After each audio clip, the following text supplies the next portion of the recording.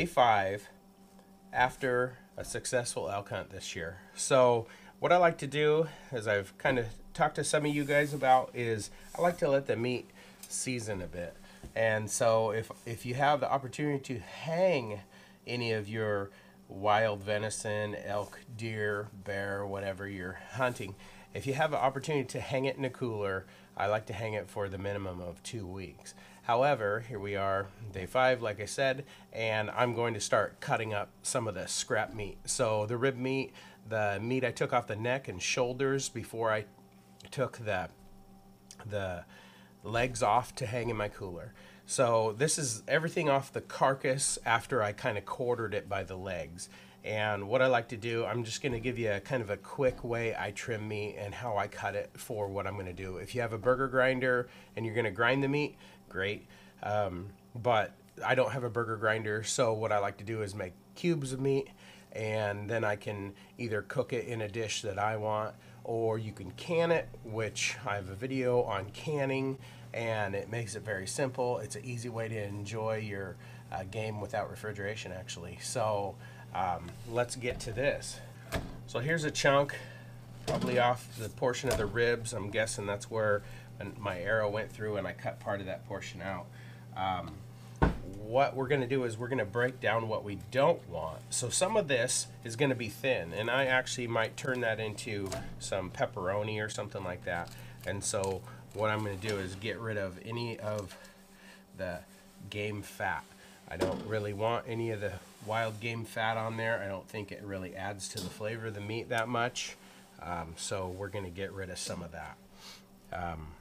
You can be really picky if you want and get every little piece, but if some of this is going to go into a grind for, let's say, a sausage or any type of hamburger, you could probably grind most of that.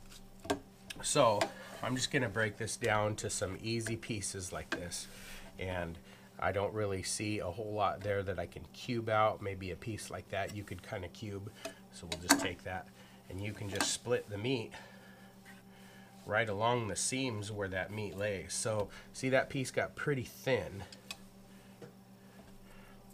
So if we wanted to, we could actually take and cube that piece up, and we'll just make a little cubing pile for now. Here's a piece here. It's a little bit dried out from the cooler, fan blowing on it. This is going to be scrap. You probably could take this, put scrap in there. You can take any of this type of silver skin off. If you're going to can this, you can actually can the silver skin and it will be just fine. So I'm just going to do this like you fillet a fish. Might not get it all.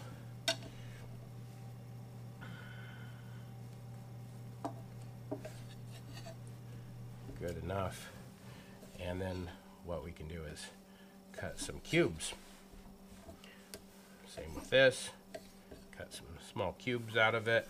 If you were making a curry, or even if you made a lasagna with some nice meat cubes in it, this is great for that. Any of it can be canned. I actually really like it that way now.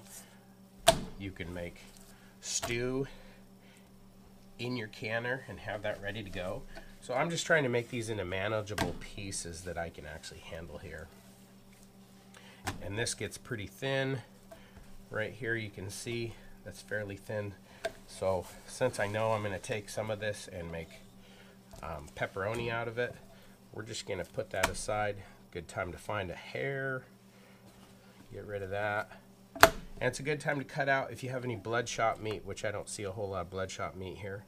So when it comes to trimming your wild game, anywhere you took the shot, it's probably a good idea to trim that bloodshot out of there. It can kind of make the meat go sour if you don't have the right temperature going on to preserve it.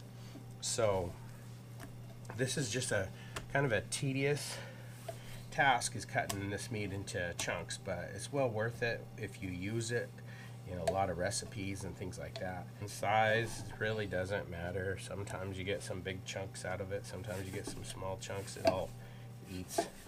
And really the whole reason I'm making this video is so you can feel confident to do this at home. I mean, isn't it more of a value to you to not pay a butcher to butcher your game up?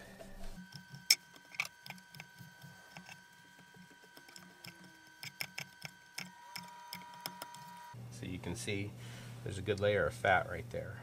So we can actually just separate it, pull it apart if you want. Just trim that right off. Feed it to your dog. They'll love you.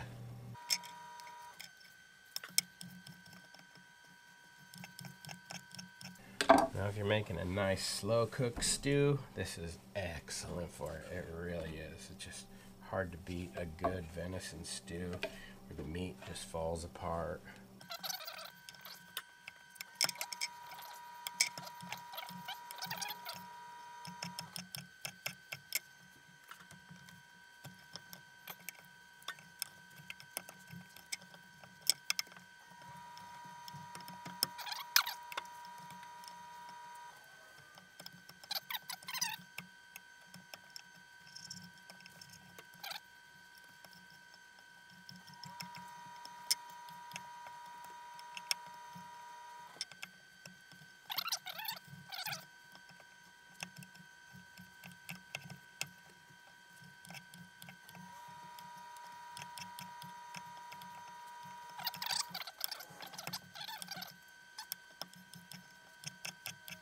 There we go. So that's how I prepare all of my meat that I'm going to cube up and either cook with whatever recipe, or you can can it like I do and eat it whenever. You can throw it in your lunchbox and eat it at work. That's what I enjoy doing. This is just a quick way to make your meat useful and not have to go pay somebody a bunch of money to go and process it. As we go through the stages of cutting up this elk, I'm going to show you how I break it down. I do it without the bone in it, and the portions I like to use. So right now we're covering basically the elk tenderloin and the back strap. And so with the tenderloin, you could cut these up into nice rounds, wrap them with bacon and barbecue them that way. They're pretty good. What I like to do with my tenderloins is package them whole. So this is a whole tenderloin. I cut part of the tapered ends off of them, and I'll actually use those for something else. But with the tenderloin like this, what you can do is either have a loin roast if you want to barbecue it or smoke it. I like to wrap it in bacon, wrap the whole loin in bacon, barbecue it that way. It just turns out pretty dang good. So I cut this off the elk and got it frozen within days of cutting it off, where the other meat I'm actually letting age a little bit. So I shot this elk 11 days ago. This backstrap's been aging in my cooler. You can tell there's some dark meat that's dry on some of this. And what we're gonna do is cut this into sections, and then we'll probably trim it off. I like my venison to age. I think it makes the meat a lot more tender. It has a better flavor. It's up to you. If you just want to hang it overnight and cut it up, that's fine. Sometimes you don't have the availability of getting it in cold storage. But this is day 11 for this meat, and I'm going to cut up the backstrap today. This is the backstrap out of an elk. It's a pretty long backstrap. It's fairly thick. Basically, what we're going to do is chunk it up into a section so it's a manageable, workable piece. And I'm going to walk you through how I would cut this and about the thickness that I choose to use. I will use my boning knife, and I will use my breaking knife. It takes nice cuts with the breaking knife. And so we'll get started on that now.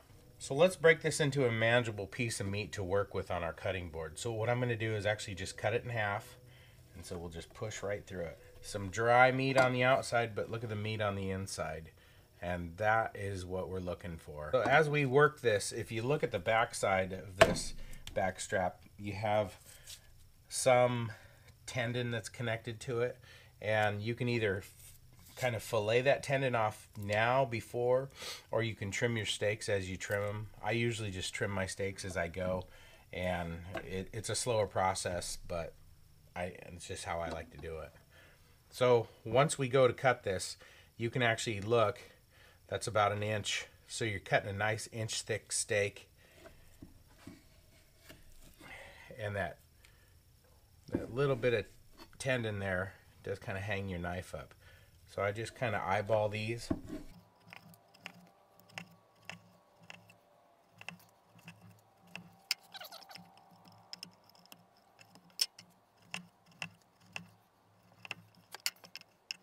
All right, there's some steaks. Now when it comes to trimming them, you can kind of see as the tendon follows along here. I would actually cut all the way around this tendon. Nobody really likes to chew on a steak for too long. So we can actually take our boning knife and just trim right along that tendon.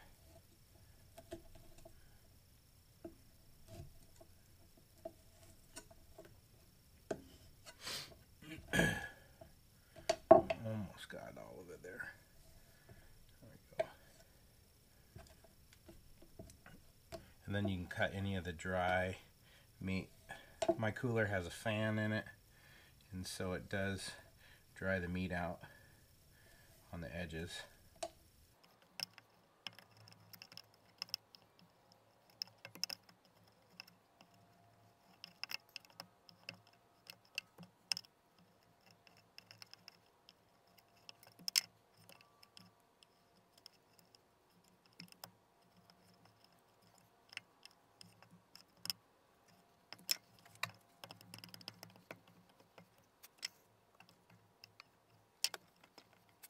Okay, so we have half of that back strap cut up into steaks. Now, yes, you do lose some meat when you trim out some of that. I put this in my scrap bowl. I'll use those scraps. So, but what you do have are steaks that are lean cuts. They grill up really nice. You know, if you really want to enjoy your meat and the flavor, and you like it tough, you can butcher your elk the next day, or your deer. But if you do let it sit, it will be a better steak. So the second half of this back strap actually has a big tendon in it, and if we roll it over, you can see there's actually a section of it that's not really back strap here. So I'm just going to separate that.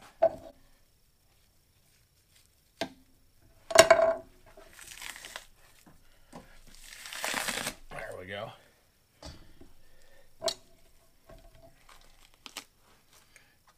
And we'll just trim this up a little. So here's part of that tendon. That's a pretty chewy tendon there.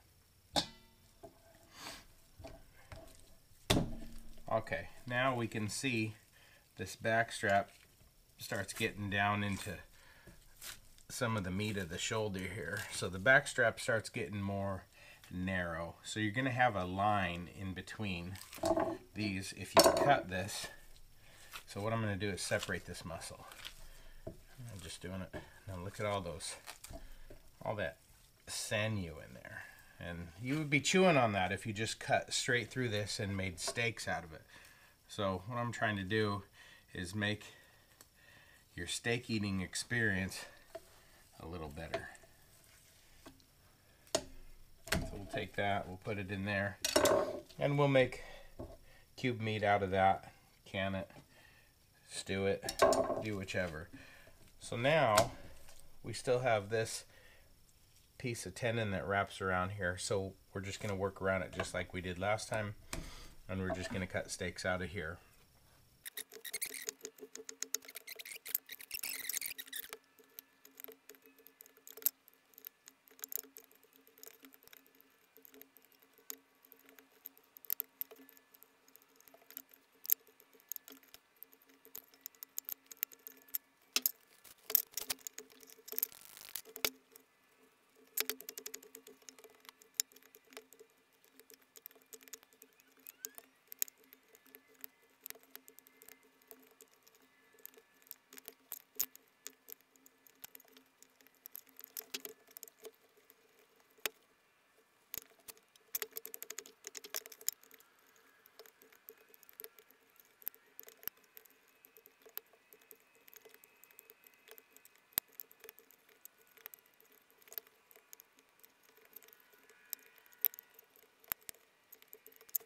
Okay, so after cutting up those two back straps off of the elk, I've got a pile of stew meat here from just the scraps of it. And I've got a nice big stainless bowl full of steaks to wrap up. And these steaks turn out really nice. They're great for the grill. They're lean. There's not a lot of gristle to chew on. That's mainly why I trim them down so well. I really like them to be a nice tender cut of meat when you're eating a steak. I really believe that hanging an elk for as long as you possibly can really enhances the meat. It's just so much more tender. A lot of that, especially if you shoot a bull elk that's in the rut, a lot of that musky elkiness kind of disappears with hanging the meat. I learned this from an old timer, and he said 3 weeks. You know, you hang it for 3 weeks if you possibly can. Right now I'm cutting this up. This is day 11, and these steaks are perfect. The rest of the elk, the quarters I have hanging in my cooler, they're probably going to hang for a few more days before I actually start breaking them down. So this is exactly what I'm looking for in a cut of meat. They're just beautiful pieces of meat. I want to give you a quick idea of how I wrap. Now, everybody kind of wraps differently, I've noticed. I've had friends come and help me, and I'm going to show you how I do it. It's really, I don't wrap anything in saran wrap. I just rip off a nice square of paper. And then if you were going to wrap something kind of sloppy, like let's say the stew meat, we'll get it out there on the paper. I'd get it up with the corner, give it a squeeze, fold my edge in, fold that edge in, and then you just kind of roll it somewhat tight. That's my first wrap. Then we'll rip off another square, and we're going to double wrap it.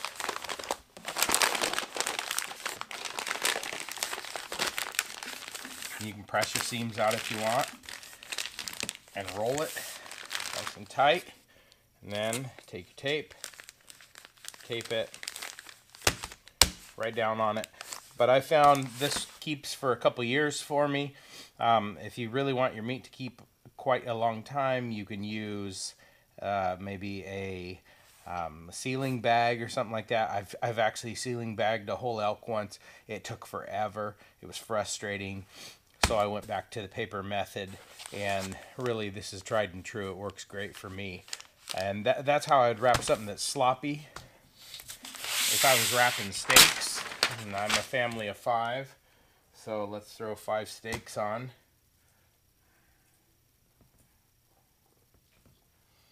There's 5 steaks. Alright. Fold it. I kind of squeeze it together. Bring this side in. Again, bring that side in.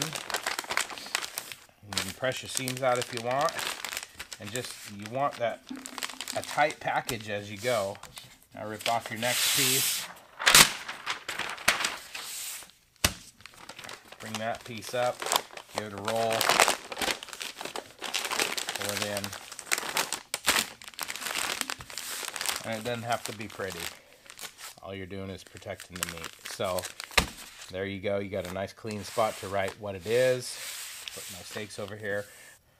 The nice thing about this method is it's fairly fast. You can whip through a bunch of meat as far as packing it up and getting it wrapped and ready for the freezer pretty quickly.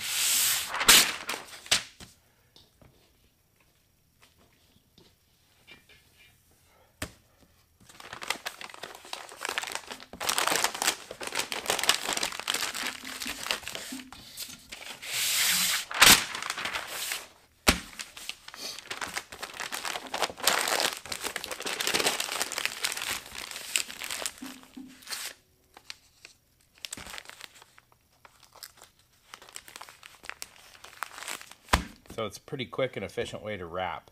If you have a couple of people to help you, you can have somebody ripping paper for you while you're packing meat. You can have somebody taping and writing on this while you're doing it.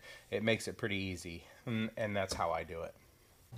So today we're ready to deal with the quarters of the elk. I've already cut the tenderloins, back strap, all the neck, rib, any carcass meat off, and we've packaged that up and put it away. I like to hang my elk for quite some time. It's actually been in the cooler for 17 days. And the 17 days, so the outside of this meat is fairly leathery. I will trim that away. If you hang your game for that long, be prepared. You may get some mold on it. You may get some green on it. And I've done this for years and cut around. If you're not comfortable with leaving an animal in a cooler for that long, cut it up when you're comfortable. I check it every day. I smell it. I look at it. This did have a little bit of dry powdered mold in some of the cracks and crevices. I cleaned all of this with vinegar and water and a clean rag, and it just pretty much wipes right off. When it comes to trimming this, I will trim away any of the hard, thick, jerky edge of it. So basically the meat is encapsulated, and the meat that I'm cutting out, I'm releasing from that capsule, and so I've got nothing but tender meat. I like the meat to hang. It does age well. It does taste better. It does get tender for me. So today we're going to go through the steps it takes to debone this off the shoulder and break up the meats in the divisions that we will use them for. Out of the shoulder, I get a lot of my stew meat pieces. So a lot of this we will cut up, it'll go in a tote, and I will deal with it as cutting it up into stew meat. Alright, first and foremost, for cutting this up, I want to make this easier on myself, so we're going to remove this portion. What I will do is just take my boning knife and we'll follow the meat and the bone, and we'll just get rid of this. A lot of this foreleg meat is pretty tough. It's got a lot of tendons in it, so we're just going to follow the bone with our boning knife. And there's no special cut of meat here. All you're doing is removing it.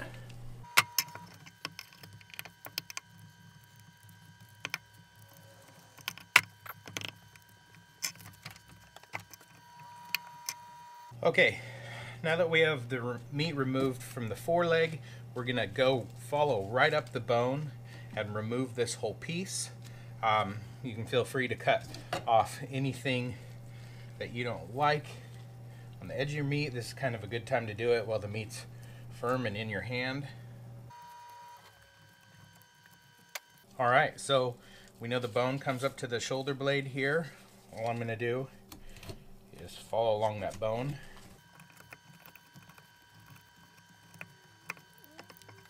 And then you can kind of see this scapula and that bone from the shoulder ball are connected right there. So you can actually take that, cut across here. There we go. We've removed the bone.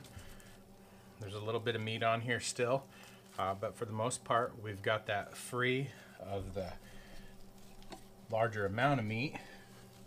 All right, now that we have our shoulder blade ball exposed here, now we can actually follow the shoulder blade. So if I wiggle this, you can see this meat flexes around it. So that shoulder blade just kind of sits here, fans out, and very simply, again, like I said, follow the bone. That's what the boning knife is for. There are some extra tendons around the shoulder, a lot of movement going on.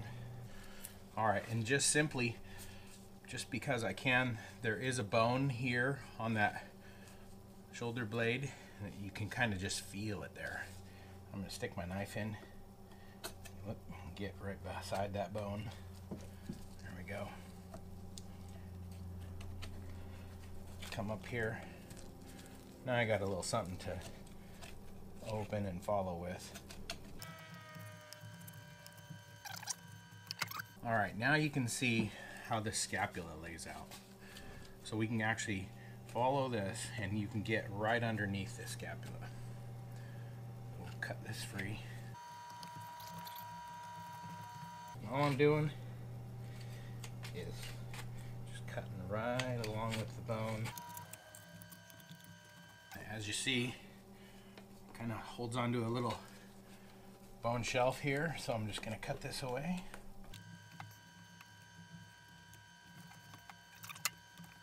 And that's all deboned. That's all deboned shoulder. I'll get it out of here for now.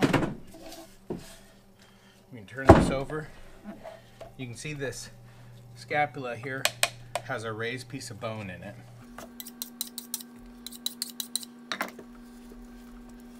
And so as this shoulder comes around, we're just going to trim that right there.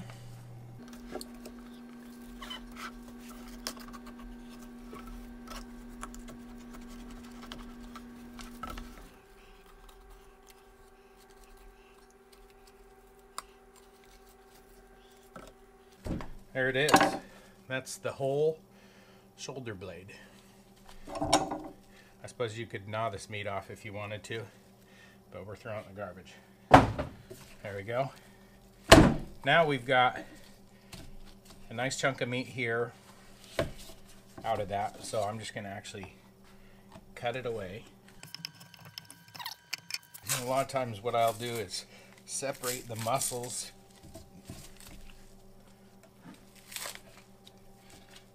Since we're not doing bone-in cuts, we're going to separate some stuff out.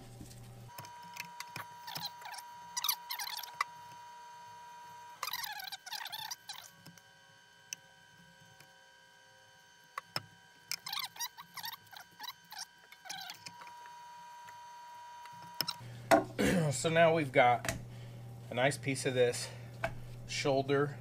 I can't remember if this would be a flat iron piece of meat off of the shoulder blade there. You can make a nice roast out of it. You could actually cut it about that long.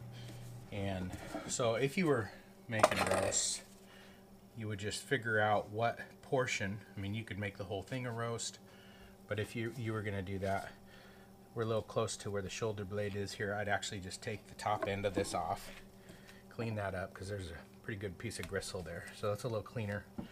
And then you could cut this down here, and you have a nice little roast for your Instant Pot, your crock pot.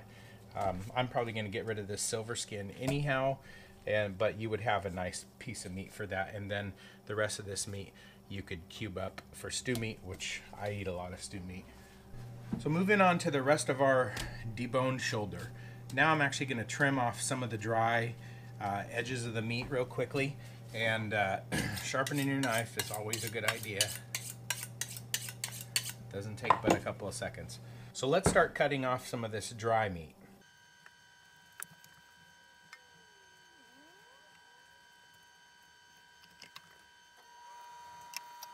All right, next we're going to start segregating some of the meat groups up on this shoulder. This piece that comes through here is only holding this fatter piece that was on the shoulder. So actually what I'm going to do is we know there's a meat group here. I'm just going to take my knife and follow that meat group up. And maybe I have to go through it again. There we go. And so we'll deal with this in a minute. Now, I'm going to help you kind of figure out some of the meat groups. Of course, there are a lot in the shoulder. There's a lot of groups that just kind of hang on, and there's small muscle groups that hold together. And so, like this guy here, you can see is separated by 2 tendon lines. Here is the edge of the shoulder blade, and we actually got a little bit of that scapula there with it. So I'm just going to cut right through that piece, get rid of that. And we've got this dry edge of meat, which makes a great dog treat. Okay, now I just kind of start poking around in here, start separating some of this out by the actual tendon line.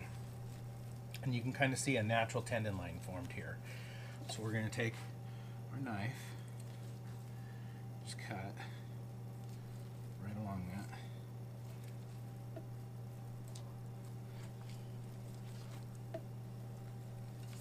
Now we've separated that group out. Now we've got this group here. And you can see I still have that dry skin on that side. Trim a little bit of that off here. Okay, now a lot of this, you can see this bundle here that went up to basically the ball of the shoulder. There are a lot of thick tendons in here. So I'm just going to take my breaking knife and I'm going to cut it right there. And you can actually see that thick tendon divides that right there. So what I'm going to do is I'll cube this up into meat chunks. You could cut the big tendon out and burger grind that. So when it comes to shoulder meat, there's a lot of things you can do with it. You can grind, a lot of people grind the shoulder meat up. A lot of people make roasts out of it. This is more of a slow cooking meat. A lot of times you see there's big tendons in here, and those tendons are hard to navigate and cut and divide up. And so what I would normally do with a shoulder is make this, almost this whole shoulder, into stew meat for me and my family. I'll can the meat in a canner. But that's the majority of what I would end up doing with this. Now for our last piece of the shoulder here, you can see there's a mighty thick tendon right there. So we're gonna try to get rid of that tendon. And what I'm gonna do here is just start separating it out.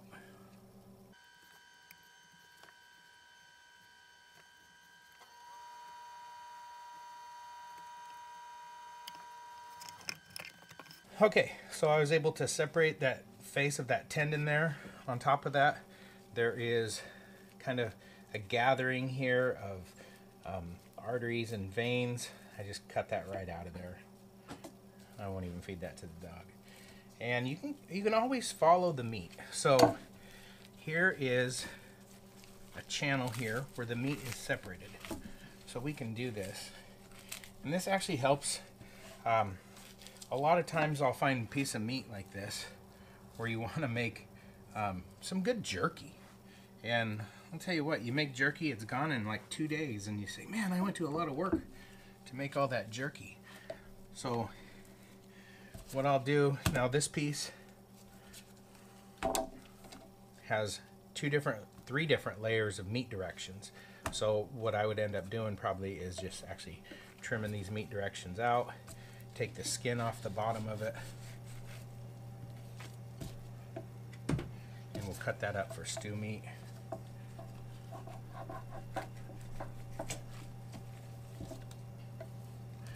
And really, that's pretty much a jerky treat for the dog. So back to jerky. If we took a piece of meat like this one that I'm going to cut up into stew meat,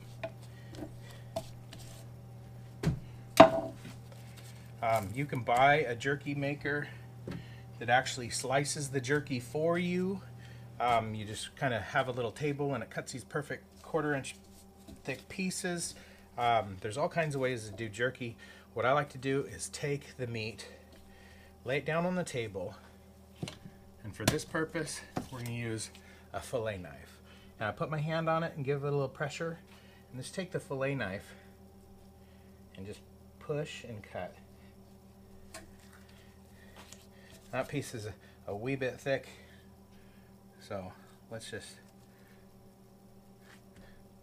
split it.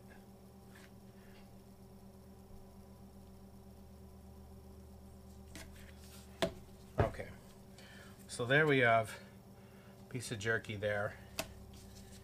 There we have jerky there. Brine it, smoke it, makes a pretty good meal.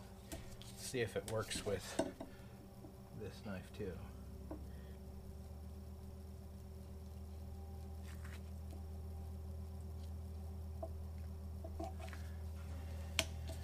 There we go. Cut it with the boning knife.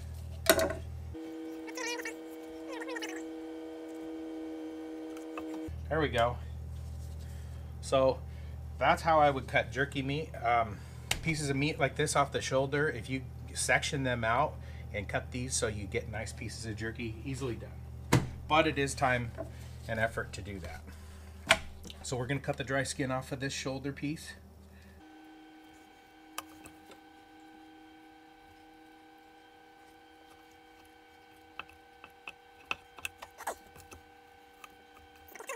Okay, now you see we've got another tendon through there.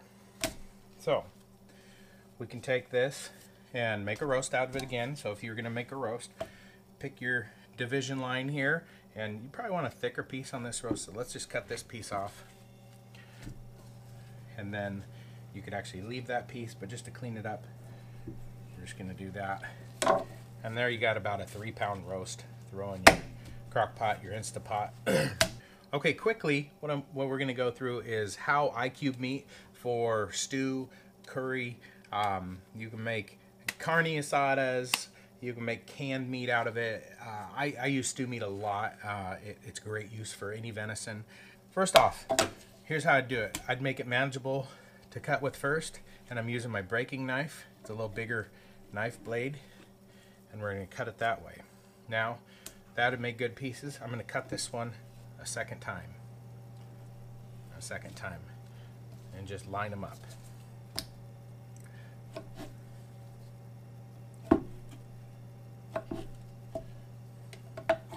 And these little pieces, they're not even worth lining up. I just cut them.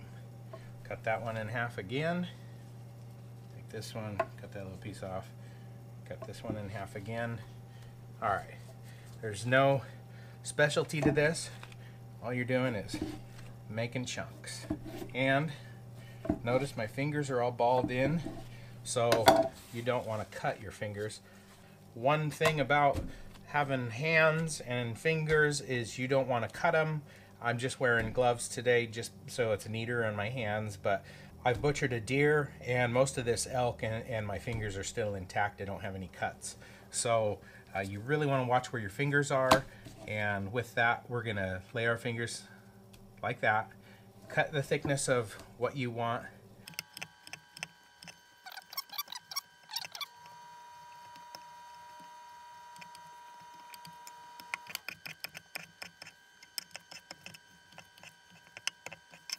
And there you have it. Now you have stew meat that's all kind of within that smaller than 1 inch chunk, maybe right at 1 inch, but that's about how I like my chunks of meat for stew. Even canning, they just are nice and thick. Here is the hindquarter from our elk. So we've got quite a big chunk of meat to work with. And if you see here, there's kind of a knee bone here. That knee bone is where I want to cut and take the most of this meat off, and that'll give me a workable piece once we get there. Okay, so what we want to do is take this chunk of meat, which pretty much that's going to be turned into mince or stew meat here. There's a lot of tendons right in there. Obviously, look at the size of this tendon here. So we want to take our boning knife, get it nice and sharp, and I'm just going to cut right through that and get rid of that tendon right there. So we've removed that from there. Now if you look here, there is this knee bone here. I'm actually going to take my boning knife and I'm going to cut right straight down through there. Okay, and then we'll take the boning knife and just follow that. All right, now we have our cut here from the other side, and we can follow right up through there and see if we can make sure we get all of this cut away. All right, again, follow the bone to remove your meat.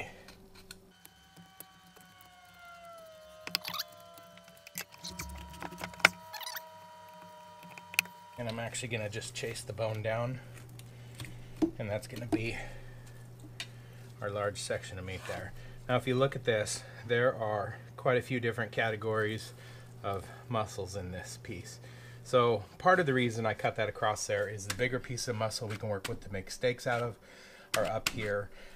There is a lot of stuff to weed out here as far as tendon thickness and things like that. So if you're managing to cut this piece of meat up, you can make pretty much stew meat, burger grind with it, things like that. And the same goes for this kind of shin plate of the back leg. There's a little bit of meat here, but it can be pretty tendony.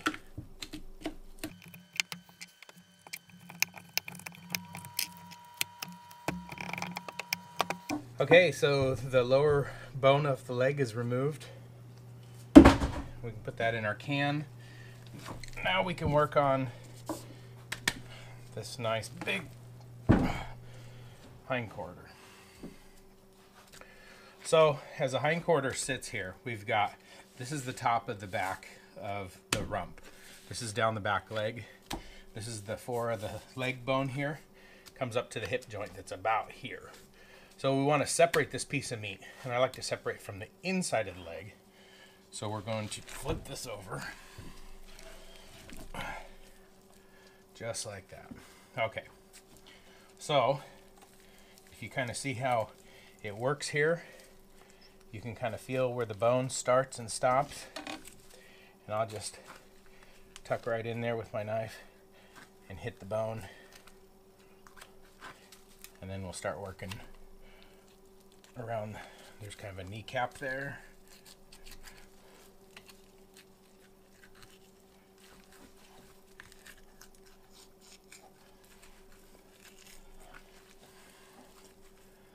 And then, let's see if I can turn this.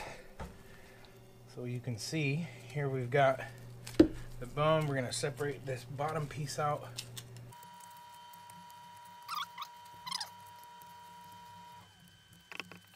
What we're going to do is follow the hip bone here. So I'm going to come from here up, and then we're going to take the knife and cut right along the hip bone. And that's going to free up this piece of meat here so we can get right down to the ball on this leg bone.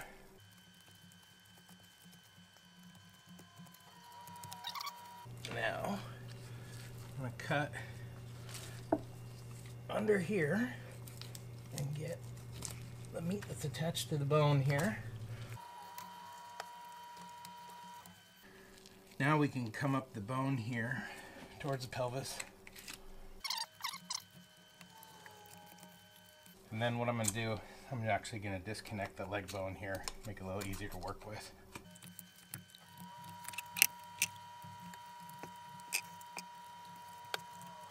There we go. It's a little bit of work to get that out today for some reason. We got it pretty much picked clean. Now we've got this free of that bone. So what we have left is this hip bone here, and I'm going to follow that bone out.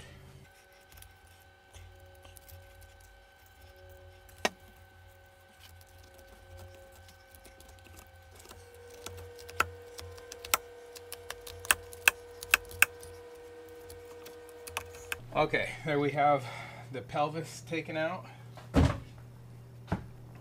And now we have a lot of connective tissue, some fat, some arteries and stuff we can pick out of here. So I'm going to take a moment to pick this stuff out.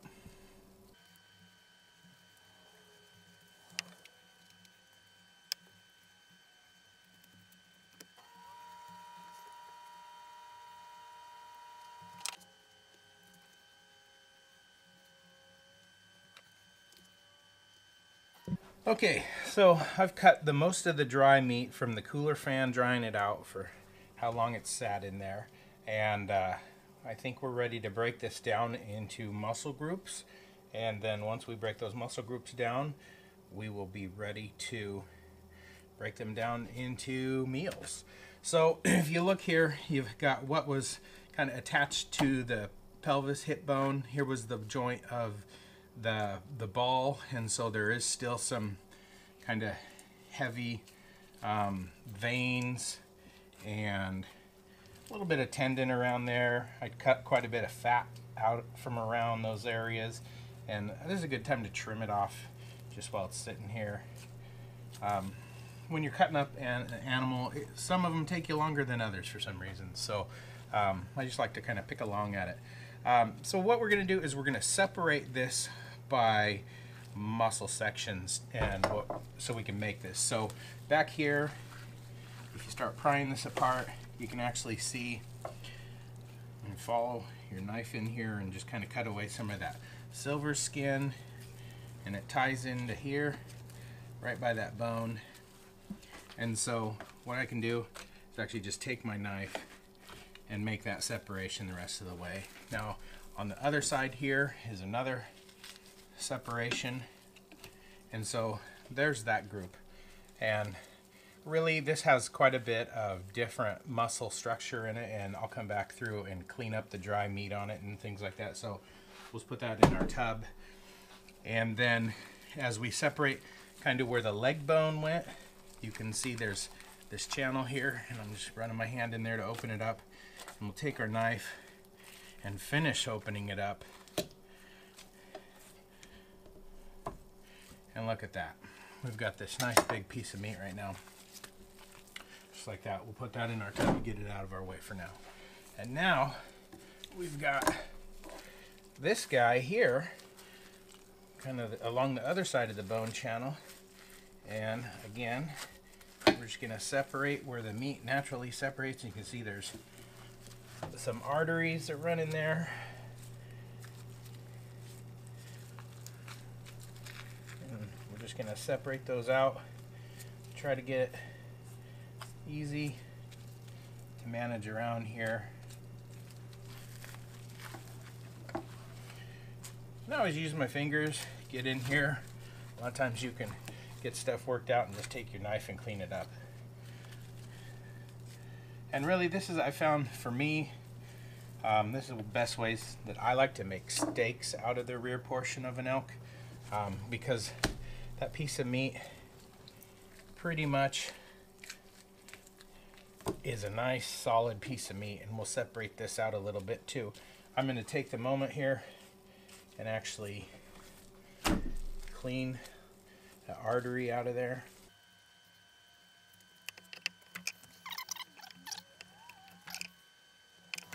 And if you keep following meat, you'll keep following where all those separations are.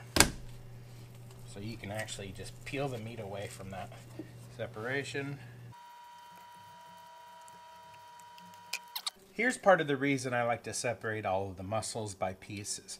So when we go to cut this, and we go to cut some steaks out of it, now, just for example, here we're going to take this piece of meat, I'm going to take my boning knife, and we're going to cut right in the middle of it. When we look at this muscle, there's no overlapping tendons crissing or crossing through this. So when we cut this for a steak, we have a steak that's lean. It doesn't have gristle to chew on.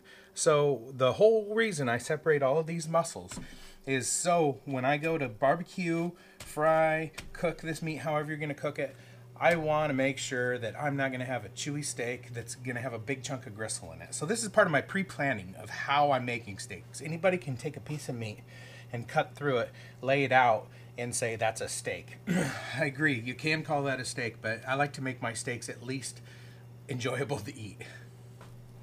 All right, we are down to this piece. That's our last piece on the board here after breaking down that hindquarter. And so what we're gonna do with this piece, we're gonna trim it up so there's another actual piece of meat muscle connected here. I'm actually going to cut this away. We're going to cut and trim this up a bit, and then we'll cut some steaks out of it, and we'll go through the process with some of the other pieces of meat, and I'll show you how I divide it up to make steaks out of it. On a deer, this doesn't work quite as well because obviously it's quite a bit smaller. You get smaller cuts of steaks. I still do it this way because I don't like gristle. I don't like things in between my steak meat that kind of make it chewy. I'm just gonna follow along here. And it kind of crosses right into there. So I'm just gonna cut straight down through there. Take that out. All right, now let's cut what we don't want on the sides of our steak. I don't need a bunch of vein connections in my steak. I surely don't want this big old tendon here. Turn it so you can see.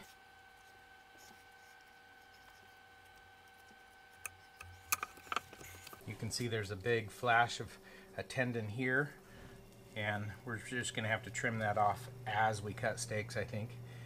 We could probably try to trim it out.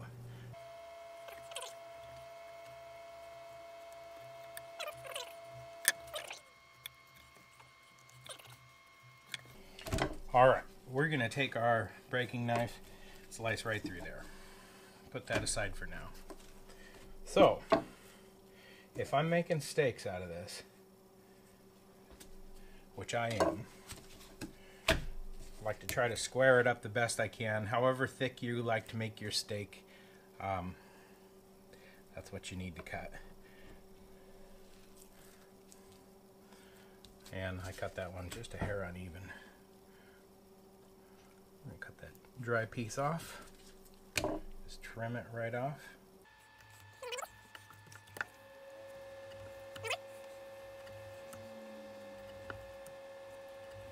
Now you can see right here we have a tendon popped up, and that's out of that piece of meat we cut off of there, and so we'll just deal with it as we trim the steaks up.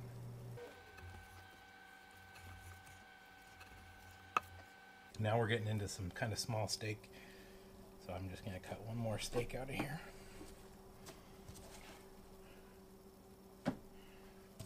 Alright, so when it comes to trimming these, I actually like to use this big breaking knife, get a nice big straight cut. You can cut that dry skin off of there. There is a tendon right there, so I'm just going to cut that off, and I'm going to throw that into my stew meat pieces. So same here. There's that piece there. Cut this dry piece off.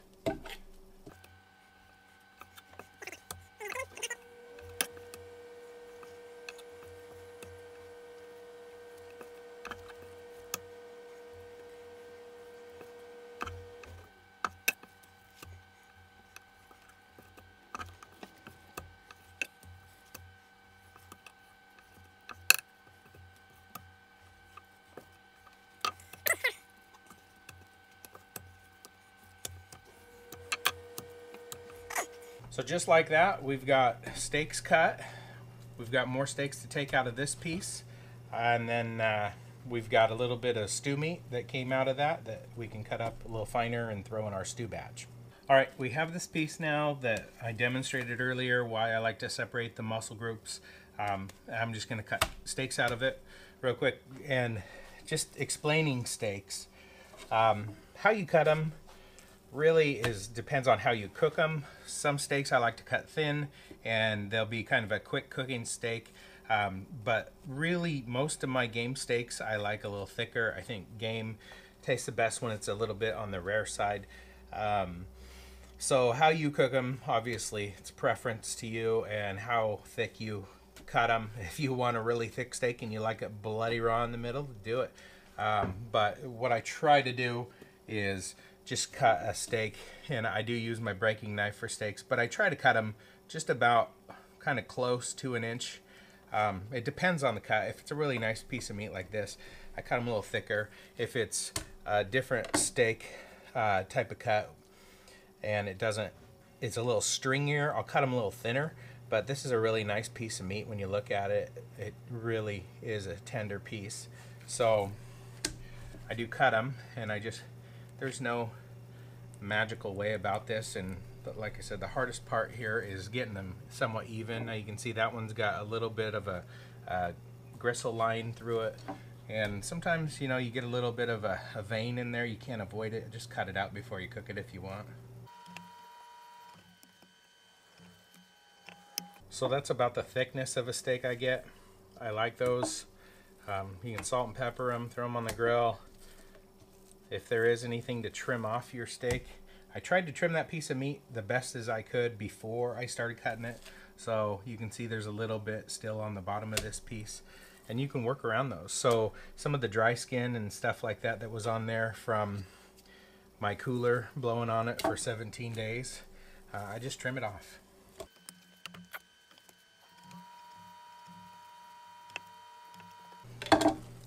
So those are nice, thick steaks, and you can see there's some of that tendon skin, silver skin, whatever you want to call it.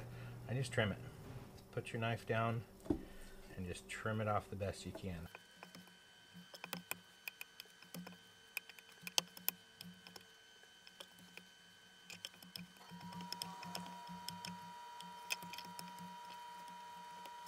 Next is a piece of meat that came out of this hindquarter, and this is actually my favorite piece to make jerky meat out of. Once you separate it out, and all I'm doing is splitting where that meat kind of naturally divided there. And so this one, when you cut it, it's a nice long piece. You get these super long jerky strips out of it. So you could cut this into steaks, and they'd be nice little medallions of steak. Today, I'm going to make medallion steaks out of this, and so I'm going to try to start with a squared up piece, and we're just going to take a sacrificial slice out of it. That'll go into our stew pile.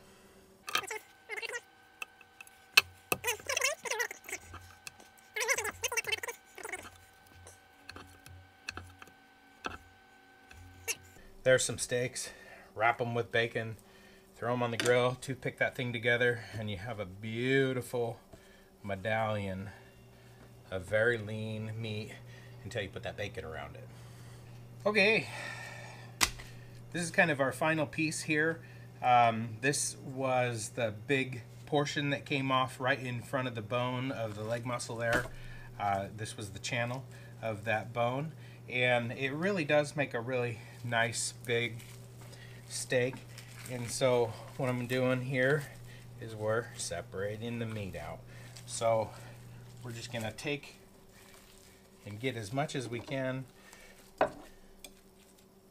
loose. And this meat will have some tenderloins in it, but it does make for a pretty darn good steak. And we'll have to square it up also. So if we're looking at it, it's kind of sitting right here. You can see there is a line coming through there. So all I'm doing is trying to get that steak just separated out.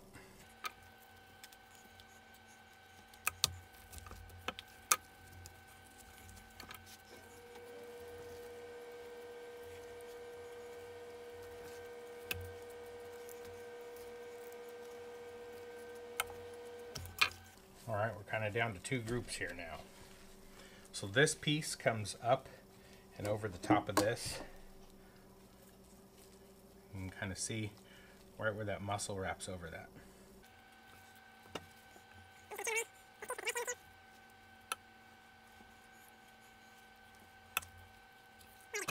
So that's one muscle. This is pretty much one muscle. It does still have some of that tendon attached. Now obviously, any one of these pieces of meat could be a roast. You could trim it up if you wanted, put it as a roast. This is probably a 3, maybe 4 pound roast. This is probably about a 3 pound roast. You could cut these up and make roasts. I think the large majority of us carnivores do like steaks. They're easy to prepare. If you're a roast lover, roast away. But I'm definitely a steak lover. My son, my kids, my daughters, everybody loves steak. So we're gonna cut steaks out of this. If you look at this, there is a little bit of tendon here, right on the end.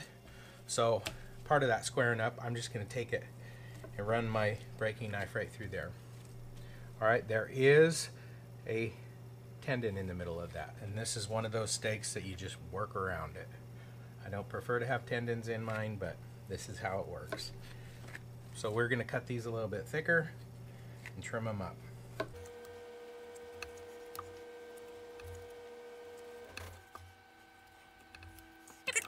One of these I got a little thick with it.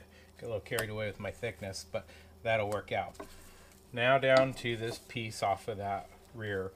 I'm going to take this tendon kind of flashing off of here, and it's kind of like skinning. So I'm just going to skin along as close to that tendon as I can and get it out of here.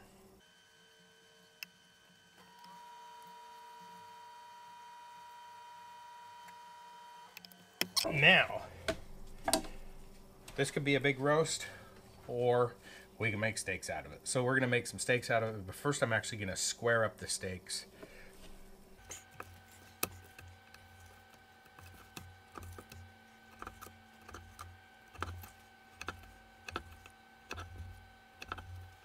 And now all I have to do is trim off the dry skin from my cooler fan, which I'm sure you can hear running in the background. I'd like to end this video with saying this is how I like to cut up my wild game, venison, elk, deer, whatever you want to call it.